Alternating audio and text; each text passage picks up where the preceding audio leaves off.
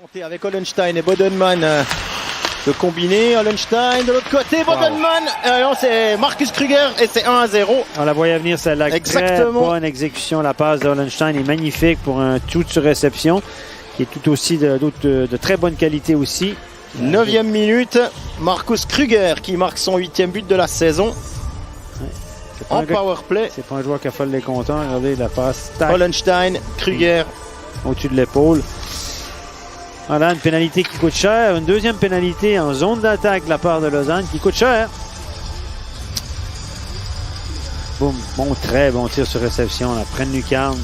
Il n'y a pas grand-chose à faire pour Holzhauser. Un assist de plus, un point de plus. Réussit son coup. Berthier, attention, il a beaucoup de possibilités. Il y avait Kennings qui s'était pro. By goal. Voilà. Et c'est un tir sur le but. Une déviation de Merton qui a le coup d'œil et la palette au bon endroit. Et c'est déjà un partout. Très bon travail de Berthier. Là, il y a eu une petite erreur de couverture. Berthier a été suivi tout en haut de la zone. Le joueur le suivait. À un certain moment, il l'a lâché. Il pensait que son coéquipier prendrait le relais, qu'il y aurait un switch. Le switch ne s'est jamais fait. Et Berthier a pu plonger et a mis un puck à transversal. Et c'est ce qui a mené au but. Petite erreur de couverture, tout petite. Et là, un petit peu de chance. Un puck du patin. Pas de kick. Non, pas de kick. Il serait allé voir la vidéo s'il y avait un kick. Ouais. Personne n'a rien réclamé du côté de Zurich. C'est allé trop vite. Je pense pas qu'il y a de kick de toute façon. Bon travail. 2 contre 1. Froidevaux avec Douai. Froidevaux. Et c'est but. Un but à 5 contre 4.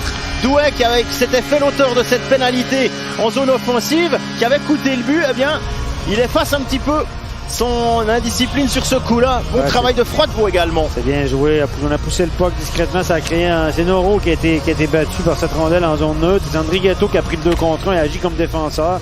Bonne décision de tirer parce qu'André Gatto a fait la glissade. Là, Flueller l'a échappé. Le tir était en dessous du bras de Flueller. Regardez, du côté du bloqueur. Tac, est passé en dessous du bras. Et Douai a mis le main sur cette rondelle. Bon tir de Froidevaux. Tac. Flueller est resté longtemps à plat ventre. Là, a l'air de dire pourquoi j'ai échappé cette rondelle. Il s'en veut. On le voit, la gesticuler. Il s'en veut. Mais c'est un tir à courte distance en dessous du bras. C'est pas facile à maîtriser. Au défenseur ou qu'il le mette vers la cage. Donc c'est le bumper, c'est comme un pare-choc de voiture, ça rebondit. Et ça, c'est le 3-1. C'est pas de pare-choc de voiture, rien du tout. On parlait du tir sur réception du Dacek. Eh ben il est là. 3-1 pour Lausanne sur ce tir sur réception du Slovaque. Deuxième but pour lui. Ouais, c'est pas un but conventionnel en powerplay, ça compte quand même pour la statistique. C'est sur le rush, comme on dit. Entrée de zone directement, on n'a pas pris le temps de s'installer. Il y avait 3 joueurs de Zurich derrière la cage. Et le tir est parfait. Regardez, boum, tac. De courte distance. Ouais, de courte distance, là, si vous ne touchez pas le gardien. Et les assists iront à Barberio et à Gibbons. Ouais. Gibbons, mine de rien, hein, c'est le deuxième compteur sur réception. Et Genadzi avait pris l'information. Et cette fois, c'est au fond. Oui. Genadzi pour Gibbons et c'est 4-1. Exactement. Là, cette fois-ci, le puck était un peu derrière Genadzi, mais il l'a balayé avec un peu bizarrement. Il l'a balayé directement sur la canne de Gibbons et c'est ce qu'il voulait faire. Gibbons était là pour le faire dévier. Cette fois-ci, le puck était à plat. Ce qui donne une bonne chance. Regardez bien. Tac. Passe à plat.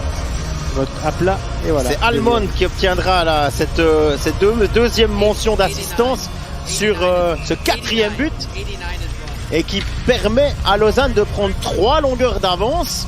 Alors on a vu des équipes revenir, notamment Lausanne, hein, légèrement gêné. Fait partie du jeu, il paraît. Oui, un peu qui va finir au fond. C'est 5-1. C'est Cody Almond. Il semble bien que ce soit Cody Almond qui va parachever un joli retour au jeu. Ouais. Bon, il était déjà là contre Fribourg. Sur la glace, il était sur la glace sur 3 buts. On l'a vu sur le but d'Udacek a fait un excellent travail au forechecking sans obtenir d'assistance. Il a obtenu un assist sur le but de Gibbons. Et là, il marque un but dans la cage vide. Ça compte quand même. Évidemment que ça compte. Ouais. Et ça met Lausanne à l'abri d'un retour zurichois qui devenait alors de plus en plus hypothétique. Toujours très exubérant. Cody Almond, vous l'avez vu. Cache ta joie. C'était ça un peu. C'est pas un gars qui monte tellement ses sentiments.